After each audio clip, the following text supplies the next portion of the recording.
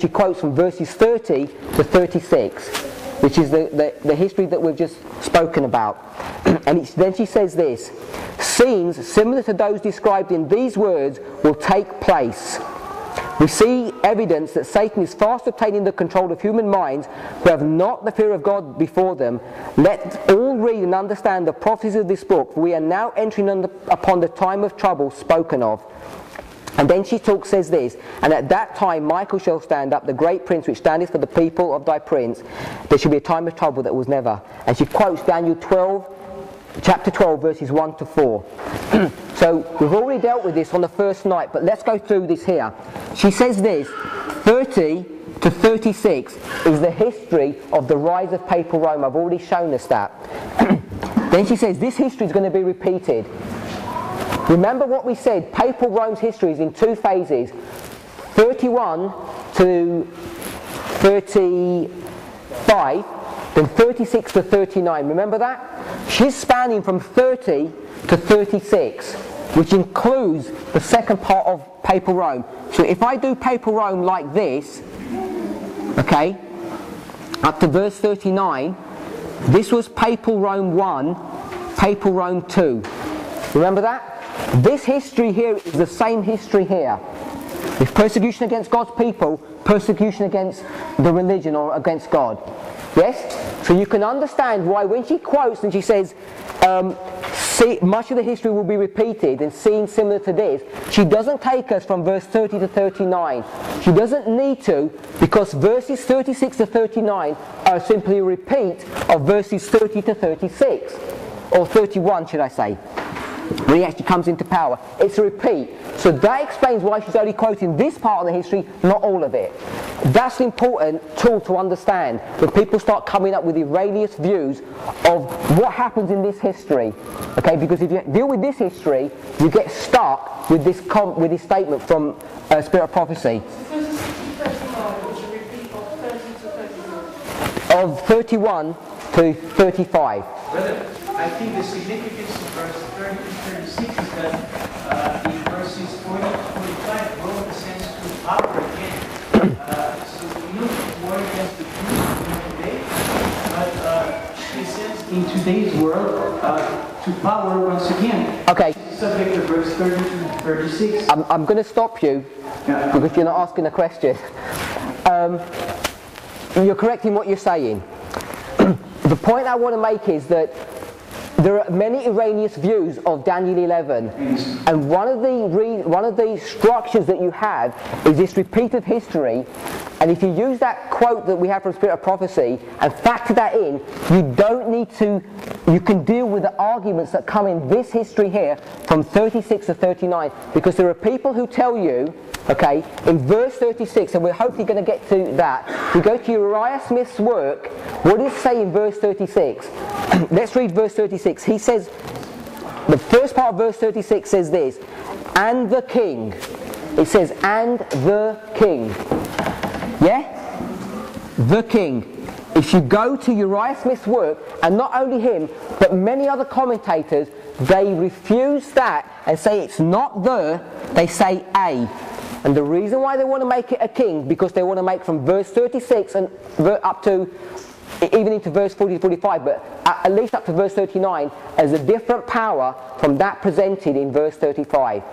Does everybody know that or understand that? Let me tell you the reason why they do that. If you go to verse 35, it says, the last part of the verse, it says, and some of them of understanding shall fall to try them and to purge and to make them white, even till the time of the end, because it is yet for an appointed time. The time of the end is spoken in verse 35 is the same time of the end in verse 40.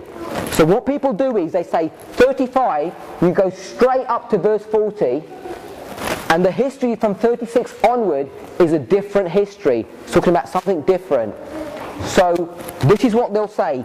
This is papal Rome on its own. Then 36 to 39, from Uriah Smith's understanding, is dealing with the history of Napoleon. Yeah? A king should stand up. And the technique or the reasoning behind that, he says that this here is 1798. Does everybody agree with that? Yes, it's true. When you get to verse 40, That's 1798. And he says verse 39 and verse 40 are connected. So Napoleon goes from the beginning here to 1798, and the papacy goes from this history to 1798. So he converges the papacy with Napoleon. Does everybody see why he does that? It's an understanding of verse 35. A simple word study that shows you can't do that is because if you look at this word here, it says the king, and he will quote three famous scholars, Mead, Wintle, and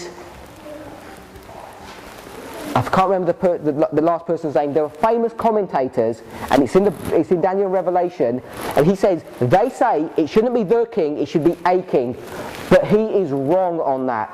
If you go to you can't use Strong's to prove this. You need a more powerful lexicon. Let me just show you something that you need to understand. If I go to H1111, okay, and I go to Strong's and it says it means run, okay? Is that straightforward? So you would think that word means run. If you go to the Hebrew, the actual background of this here is a simplification of the reality.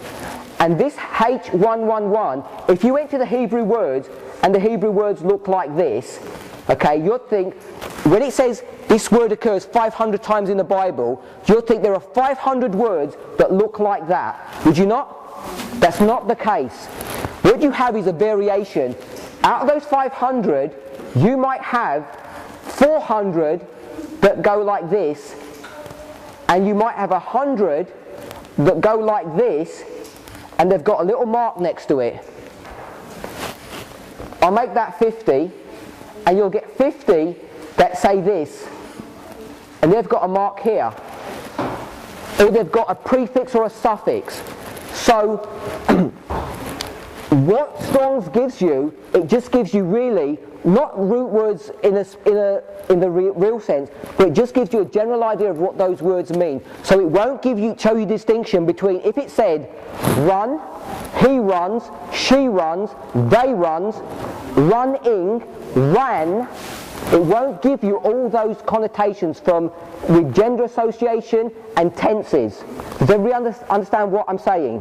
Okay? It will say, if that was boy, it might be a boy, the boy, those boys. Strong's won't give you the ability to understand if it was a, the, or they. All it will just say it's boy. So when you come to here and you say the king, we could say it could be anything. The king, a king, there was a king. But in the Hebrew, it definitely and specifically tells you that this prefix on king is the, not a. Does everybody understand the difference between the and a? If I said a king, you don't know which one it's talking about. If I said the king, what do you need to know? It's the definite article in the English, but you have to know some information before it. So when you have a pronoun, the king, you have to know the king, you go back. And who is the king before that? Papal Rome. You have that argument from a word study, and this comes up over and over again. Yep. You need to go to, I'll discuss that afterwards, because I don't know the exact name of it off the top of my head. The other point that you need to do is when your Spirit of Prophecy quote comes in, what verse does she end in? Verse 36. She ties in verse 36 together with the preceding verses 31, 32, 33, up to 35. So she says 36 and 35 are connected. So those people who you meet who say, Ellen White says this book is God's helping hand so that everything in it is correct, and then you go on to Napoleon, and then you go on to Turkey, and so forth, you have a Spirit of Prophecy quote that shows you that that cannot be, because she lines up 36 with verse 35, and she locks them together, showing you that verse 36 is talking about the same power as verse 35. Could everybody see the two arguments that you have? The word study, it is definitely there. It's talking about the same king, and Ellen White says 36 is attached to verse 35. Yeah, and confirm that she recognized the mistakes of her and that when revelation, just saying that the light of feelings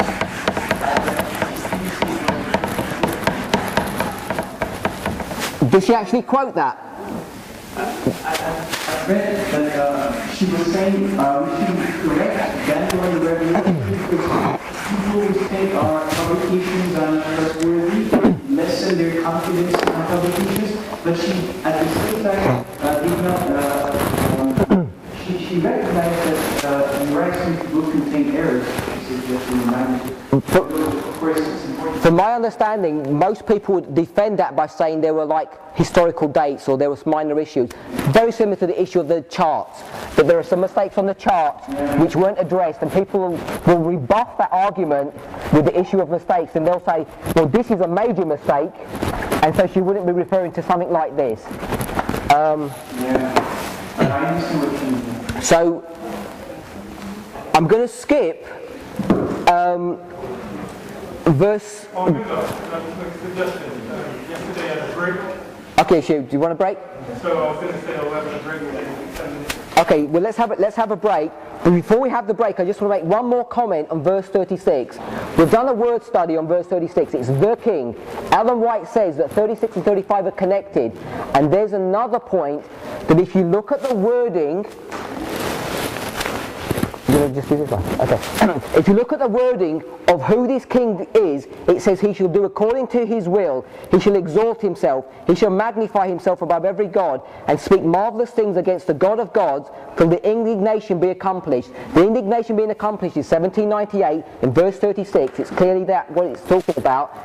If you tie that up, and I'm not going to go through it now, with 2 Thessalonians chapter 2 verses 3 and 4, and Daniel 7, 8 and 25, if you line that up with 1136, when it says the king, and if you look at what the king is doing, you'll see the activities of the king listed in this verse are almost identical to those spoken of in 2 Thessalonians and Daniel 7, 8 and 25.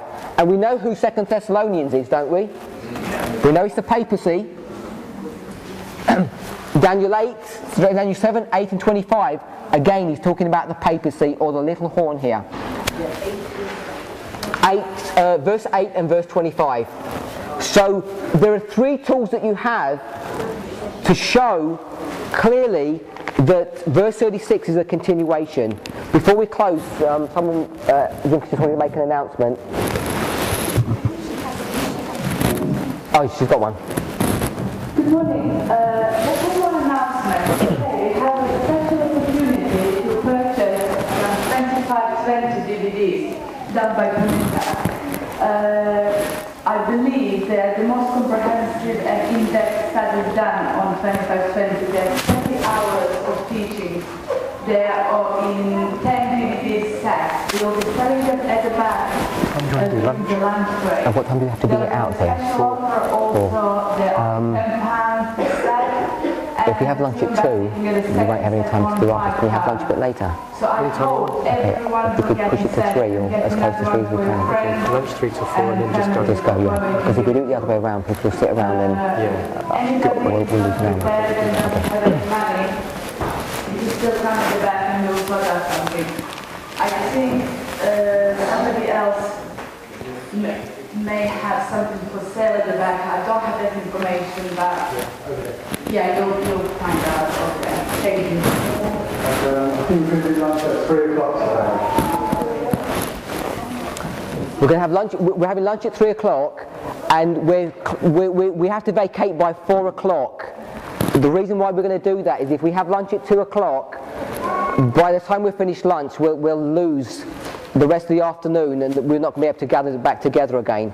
So we want to close up the whole program before lunch. We'll have lunch and then everybody can vacate, because we have to be out of here sharp by 4. So that's the reasoning behind it. It's a little bit late, but if we have it at 2, we'll end up yesterday having a 2-hour lunch, talking, and we won't gather everybody together again. So I hope you can stretch out to 3 o'clock. We're going to have a 10-minute break, and if we can get back at 20 to 1, and we're now going to deal with Daniel 11:40 to 45.